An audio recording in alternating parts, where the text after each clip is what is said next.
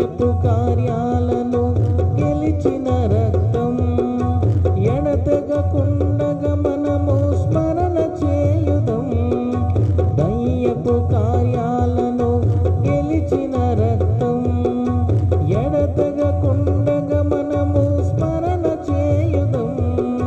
పాపపు క్రియలన్నిటినీ చెదరగొట్టిన పాపపు క్రియలన్నిటినీ చెదరగొట్టిన క్రీస్తుని సిలువను మనము అనుసరించెదం.